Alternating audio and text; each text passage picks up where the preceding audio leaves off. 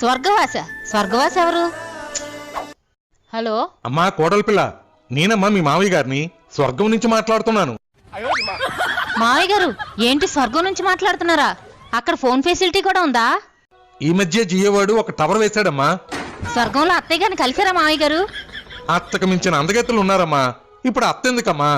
అంత అందగత్తులుంటే వాళ్ళతో డాన్స్ వేసుకోకుండా నాకెందుకు ఫోన్ చేశారు మావయ్య గారు? మన ఎదురింటి శంకర్రావు గారు లేడు? వాళ్ళ ఎదురింటి ఆవిడ తన సినిమాకి వెళ్ళాడని వాళ్ళ ఆవిడ కొట్టి కొట్టి చంపేసింది కదా మావయ్య గారు. ఈ విషయం మీకు కూడా తెలుసు కదా. వాడు నా దగ్గర ₹1,00,000 అప్పుగా తీసుకున్నాడమ్మా. డబ్బులైతే ఇచ్చేసాలే, కానీ వాడు రాసిచ్చిన ప్రామిసరీ నోటు నేనివ్వడం మర్చిపోయాను. అది కావాలని ఇక్కడ నన్ను తినేస్తున్నాడమ్మా.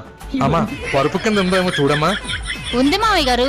కొంపదీసి ఆ నోటు మీకు ఇవ్వడానికి నన్ను గాని మీ అబ్బాయిని గాని చచ్చిపోమంటారా ఏంటి? మన వెనకింటి దివాకరం కొన ఊపిరితో కొట్టుమిట్టాడుతున్నాడమ్మా. తులసి నీళ్ళు కూడా పోసేస్తున్నారులే.